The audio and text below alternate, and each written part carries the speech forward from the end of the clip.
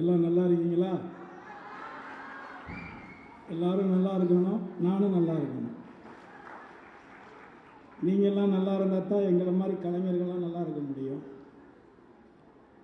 முதல்ல இந்த நிகழ்ச்சிக்கு என்னை முதல்ல அழைச்சி இந்த நிகழ்ச்சிக்கு முதன்முறையாக உங்கள் எல்லாரையும் சந்திக்கக்கூடிய இந்த ஒரு வாய்ப்பை எனக்கு வழங்கிய எனது அருமைய சகோதரர் சேகர் பாபு அவர்களுக்கு என்னுடைய நன்றியை தெரிவிச்சுக்கிறேன். அதே தருணத்தில் என்னை வரவேற்று எனக்கு சால்வையெல்லாம் கொடுத்த என்னுடைய சகோதரி சென்னையினுடைய மேயர் பிரியா அவர்களுக்கு என்னுடைய நன்றியை தெரிவிச்சுக்கிறேன். அதையும் கடந்து இங்கே வந்திருக்கக்கூடிய அருமை தம்பி ரவி மோகன் அவர்கள், அதே மாதிரி நளினி மேடம் அவர்கள், இவங்க எல்லாரையும் நான் சந்திப்பேன்னு நான் நினைக்கிறேன். எனக்கு உண்மையிலே தெரியாது இதில் இவங்கெல்லாம் வர்றாங்கன்னு எனக்கு தெரியாது. ஒரு ஃபோன் பண்ணார் முன்னாடி. நான் ஆக்சுவலி இன்றைக்கி வேறு ஒரு நிகழ்ச்சி எனக்கு, பட் சொல்லும் பொழுது இதில் கருணாஸ் வந்துருங்கன்னு சொல்லிட்டாங்க.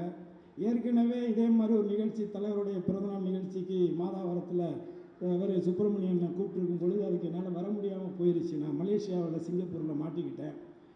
இருந்தாலும் இந்த தருணத்தில் உங்களை சந்தித்ததும் இந்த வாய்ப்பை எனக்கு ஏற்படுத்தி கொடுத்த மாண்புமிகு தைரியமான அமைச்சர் சேகர் பாபுக்கு மீண்டும் ஒரு முறை என்னுடைய நன்றியை சொல்லிக்கிறேன்.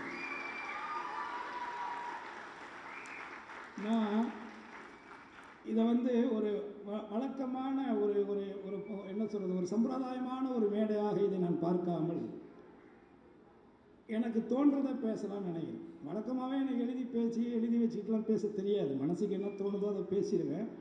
கொஞ்சம் கோபமாக பேசுகிறதுனால எனக்கு பேர் ஆங்கிரி ஸ்பீக்கர் அப்படி வச்சுருக்குறாங்க. கோபமாகவே பேசுகிறான், எப்போ பார் கோபமாகவே என்ன அவ்வளோ கோபமாக நீங்கள் நடந்துக்கிறீங்க, அதுதான் பிரச்சனை. நீங்கள் சரியாக நடந்துக்கிட்டால் எனக்கு ஏன் கோபம் வரப்போகுது? அதனால் நான் இந்த சென்னைக்கு 1987 வந்தேன். இங்கே இருக்கிற மவுண்ட் ரோடு பார்டர் தோட்டத்தில் இருக்கிற கிரிபோன்னு ஒரு லாட்ஜில் ரூம்பாயாக வேலை செஞ்சுக்கிட்டு அப்படியே என்னுடைய வாழ்க்கையை ஆரம்பித்தேன். அப்போ இந்த வட சென்னை இருக்குல்ல, இது உங்களுக்கு தெரியும், எப்போதுமே ரொம்ப ஃபோர்ஸாகவே இருக்கும், தக்கன்னே இருக்கும். இந்த பகுதி அப்படி தான். ஆனால் அந்த பகுதியில் அந்த காலகட்டத்திலேயே ரொம்ப இதே மாதிரி கிராண்டாகவே நிகழ்ச்சிகளை பிரம்மாண்டமாகவே நடத்துகிற ஒருத்தர் பேர் அப்போ அடிபடும். அந்த பேர் இதே பேர் தான். அப்போவும் அன்னைக்கு அவர் இருந்த கட்சி வேறையாக இருந்தாலும் அன்னைக்கும் ஒரு பிரம்மாண்டம், எங்கே பார்த்தாலும் பேனரு கொடி கிடின்னு. அப்போல்லாம் நான் இன்றைக்கி தான் சொல்கிறேன், இவரெல்லாம் பல முறை பல இடங்களில் சட்டமன்றத்திலலாம் பார்த்துருக்கோம், பேசியிருக்கோம். என்னுடைய உறவினர்கள்லாம் அவருக்கு ரொம்ப நெருங்கிய நண்பர்கள், அவங்க எல்லோரும் கூட நான் பார்த்துருக்குறேன். ஆனால் இது வரைக்கும் நான் அவர்கிட்ட சொன்னதே இல்லை. அந்த காலகட்டங்களில் இந்த சேகர் பாபுங்கிறவர் நடத்துகிற ஏதாவது ஒரு மீட்டிங்கில் நமக்கு ஒரு பாட்டு கச்சேரி வாய்ப்பு கிடைக்காதா? ஒரு வாய்ப்பு கிடைச்சிடாதா? கிடைச்சி நம்ம அதை வச்சு அடித்து பிடிச்சி வந்துடலாமே அப்படின்னு நான் ஏங்கிய காலங்கள் எல்லாம் உண்டு. அப்பேற்பட்ட அடியேனுக்கு இப்பேற்பட்ட ஒரு நிகழ்ச்சிக்காகத்தான் இத்தனை ஆண்டு காலங்கள் இடைவெளியாக இருந்தது. அதனால ஒரு வள்ளுவன் சொன்ன குரல் தான், தெய்வத்தால் ஆகாதெனினும் முயற்சிதன் மெய்வருத்த கூலி தரும். அந்த குரலுக்கு எடுத்துக்காட்டாக நான் பார்த்த சில பேர்களில் ஒருவர் தான் இங்கே இருக்கக்கூடிய எனது அருமை சகோதரர் சேகர் பாபு அவர்கள்.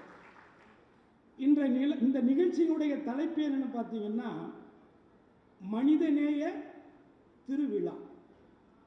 மனிதநேய திருவிழா.